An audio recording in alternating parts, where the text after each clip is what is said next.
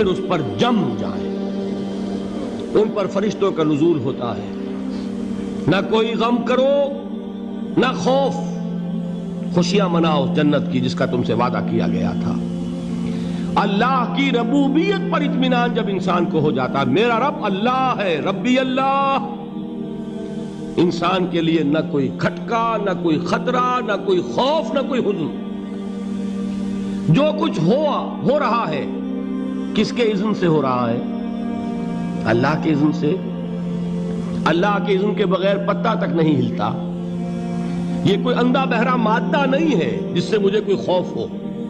اندھا بھینسا چلا آ رہا ہو اس سے تو ڈرنے کا ہر انسان کو ڈرنا چاہیے، نہ معلوم کس کو ٹکر مار دے. لیکن نہیں، اس کائنات کو چلانے والا ایک سمیع و بصیر خدا ہے. وہ جو میرا دوست ہے، میرا ولی ہے.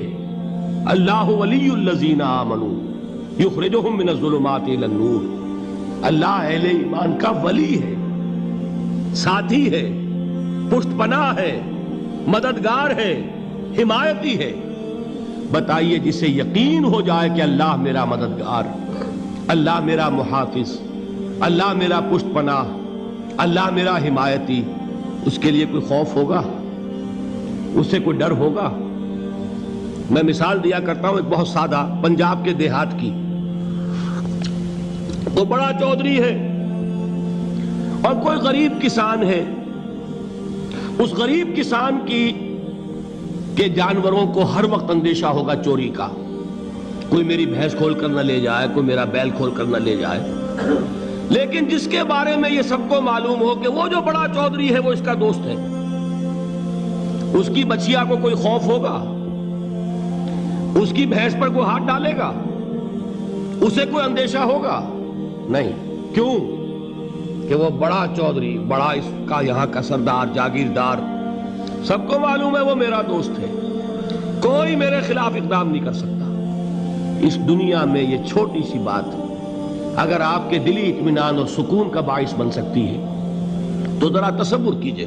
میں لفظ تصور استعمال کروں گا صرف اس لیے کہ اس کا ہم جس کو کہتے ہیں ادراک اور شعور کر نہیں سکتے، اگر کے ساتھ کر سکتے. اگر یقین ہو کہ اللہ میرا مددگار اور یقین ہو کہ اللہ ہر آن میرے ساتھ ہے، پھر کوئی خوف؟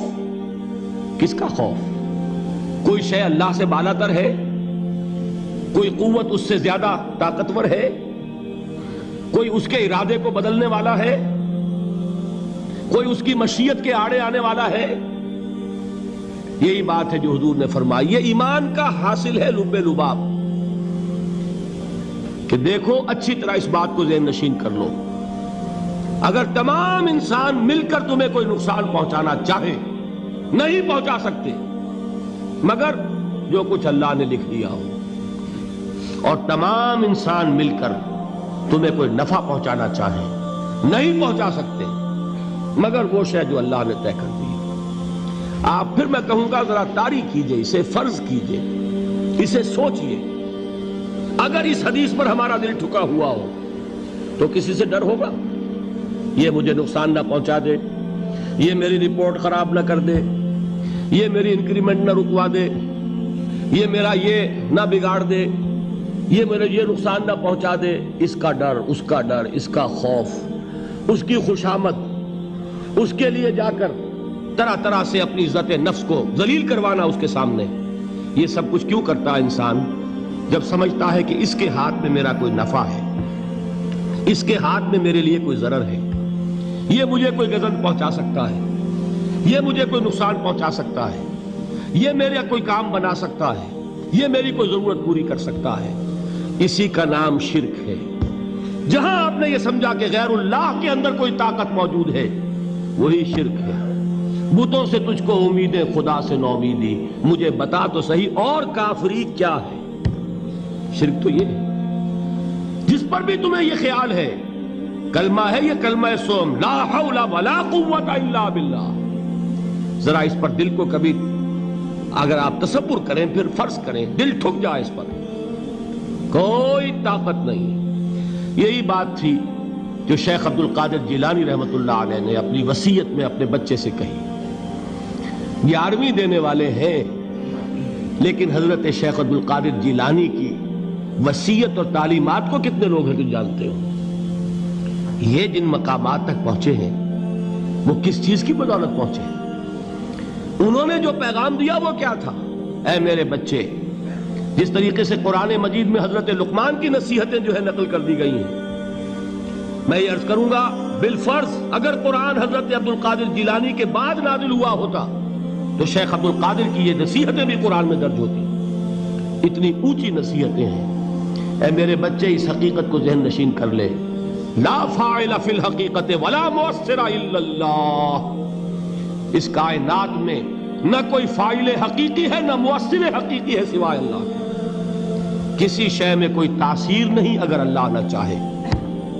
آگ جلا نہیں سکتی اگر اللہ نہ چاہے، پانی ڈبو نہیں سکتا اگر اللہ نہ چاہے، زہر ہلاک نہیں کر سکتا اگر اللہ نہ چاہے، کوئی چیز فائدہ نہیں پہنچا سکتی اگر اللہ نہ چاہے۔ تو در در پہ کیوں سر جھکاتے ہو؟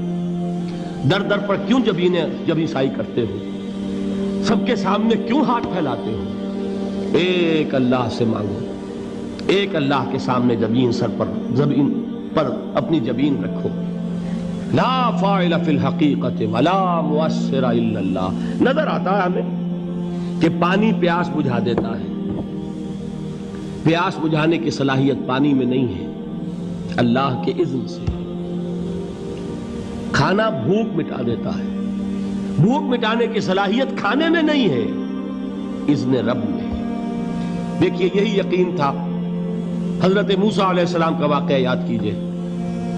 سامنے سمندر آ گیا ہے، قوم دیکھتی ہے پیچھے کہ گرد و غبار کا طوفان ہے۔ معلوم ہوا کہ فرعون اپنے لشکر سمیت آ گیا ہے۔ لشکر جب چلتا تھا تیز رفتاری کے ساتھ تو گرد و غبار کا جو طوفان اٹھتا تھا اس کا تصور کیجئے، اور لمحہ بلمحہ وہ قریب آ رہا ہے۔ پوری قوم نے کیا کہا؟ اے موسیٰ انا لمدرکون، اے موسیٰ ہم تو پکڑے گئے۔ قرآن مجید نے تو یہاں وہ باتیں نہیں لکھی ہیں، لیکن تورات میں یہ درج ہے کہ بنی اسرائیل جھگڑنے لگے، دست و گریبان ہو گئے موسیٰ کے ساتھ۔ موسیٰ ہمیں یہاں مروایا لا کر، اس سے تو ہم ہی بہتر تھے۔ وہاں کھانے کو ملتا تھا، زندگی تو تھی، بیگار ہم کر رہے تھے، موت تو نہیں تھی۔ اب جو کچھ ہوگا اس کا تصور کرو، جس طریقے سے ہمارے ٹکڑے اڑائے جائیں گے۔ تو لڑ رہے ہیں حضرت موسیٰ علیہ السلام سے، یہ تورات کی تفصیل ہے۔ قرآن میں صرف اتنا آیا ہے، پریشان ہو کر انہوں نے کہا انا لمدرکون، موسیٰ ہم تو پکڑے گئے۔ اس وقت موسیٰ کا جواب کیا ہے؟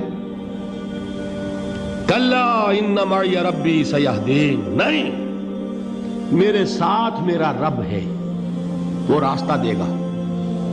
بتائیے کہاں راستہ نظر آ رہا ہے؟ یہ ہے ایمان بالغیب۔ راستہ نظر نہ آئے تب اللہ پر یقین ایمان ہے۔ جیب میں پیسے ہوں اور تب دل کو اطمینان ہے تو ایمان کس پر ہوا؟ پیسے پر، اللہ پر نہیں۔ جب وسائل و ذرائع نہ ہوں اور پھر یقین ہو کہ اللہ مسبب الاسباب ہے، وہ اسباب کا پابند نہیں ہے، وہ اسباب کا محتاج نہیں ہے، اسباب اس کے محتاج ہیں۔ اگر یہ یقین ہے تو اللہ پر ایمان ہے، یہ نہیں ہے تو تمہارا ایمان اسباب پر ہے، وسائل پر ہے، ذرائع پر ہے، مادیات پر ہے، اللہ پر نہیں۔ اس وقت کہاں راستہ تھا؟ کوئی راستہ تھا؟ سمندر ہے اور ادھر سے لشکر آ گیا ہے۔ کلا ان معی ربی سیہدین۔ اب دیکھیے ایمان کہہ دینا آسان ہے، ہوا معکم اینما کنتم، جہاں کہیں بھی تم ہوتے ہو اللہ تمہارے ساتھ ہوتا ہے، لیکن اس کا یقین قائم ہو جائے تو زمین و آسمان کا فرق واقع ہو جائے۔